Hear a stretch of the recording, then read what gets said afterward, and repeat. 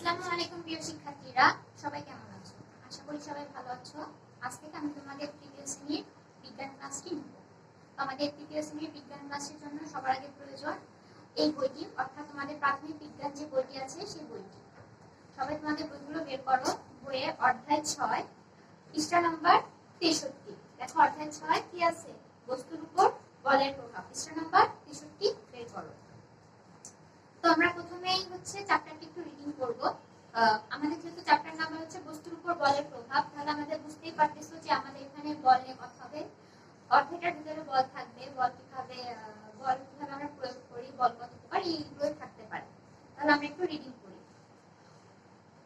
এখন প্রথমে দেখো দেয়া আছে, প্রথম শ্রেণীতে আমরা টান ও ধাক্কা সম্পর্কে জেনেছি। টান ও ধাক্কায় হচ্ছে বল প্রয়োগের দুটি উপায়। তারপর এখন দেওয়া আছে দেখো আকৃতি পরিবর্তনের বল। দেখো তোমাদের এখানে একটা বক্স করে গ্রিন কালার করে দেওয়া আছে আকৃতি পরিবর্তনের বল। তো সেখানে আছে বস্তুকে আমাদের কাছে আনতে অথবা আমাদের থেকে দূরে সরিয়ে নিতে বল প্রয়োগ প্রয়োজন। আমরা যখন কোনো বস্তু বা চেয়ার টেবিল যাই বলো, আমরা যেটা টানতে বা দূরে সরাতে চাই, তখন আমাদের যে শক্তি প্রয়োগ করতে হয় তাই হচ্ছে বল। এখন তারপর দেখো নিচে দেখানো ছকের মাধ্যমে একটি ছক তৈরি করো। এখানে কি বলেছে? বস্তুর নাম বলেছে, কি ধরনের বল তুমি প্রয়োগ করতে করেছো। এখন দেখো ছকটিতে কি আছে? কাদামাটি, রাবার ব্যান্ড, প্লাস্টিকের স্কেল, কাগজ, পেন্সিল। আমরা যখন প্রজেক্ট করব তখন আমরা এটা করব। এখন আমরা পরের পৃষ্ঠায় যাই। দেখো 64 পৃষ্ঠায় 2 নম্বরে দেওয়া আছে বস্তুর উপর বিভিন্ন ধরনের বল প্রয়োগ করি, এগুলো আকৃতি কি ধরনের পরিবর্তন তা পর্যবেক্ষণ করি।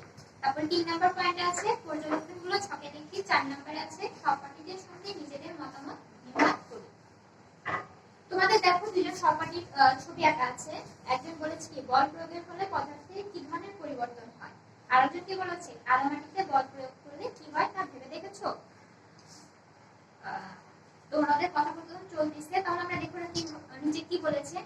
টান, ধাক্কা বা বাঁকানোর মাধ্যমে কাদামাটি, রাবার ব্যান্ড এবং প্লাস্টিকের স্কেল বল প্রয়োগ করলে এসব বস্তুর বলের পরিবর্তন হয়।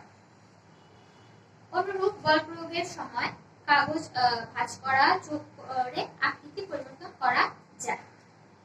এখন তারপর আমাদের একটা ছবি দিয়ে দিয়েছে। এখানে কেউ প্লেন বানাচ্ছে আর কেউ প্লেন উড়াচ্ছে। দেখো এখানে কি বলেছে? বল প্রয়োগে বস্তুর আকৃতি পরিবর্তন সম্পর্কে আরো কিছু জানি।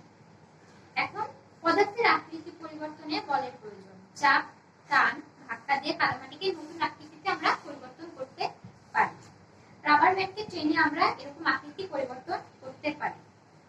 এখন আমরা যখন রাবার ব্যান্ড টানি বা কাদামাটিকে যখন আমরা পরিবর্তন করি, কাদামাটি তো থাকে একরকম, একটা মাটি যেমন থাকে, তখন সেটাকে আমরা যখন পরিবর্তন করতে চাই সেখানে আমরা নানা রকম পানি দিয়ে বা যারাগুলো ব্যবহার করে ওগুলোতে বিভিন্ন ধরনের হাঁড়ি পাতিল জিনিসপত্র তৈরি করে।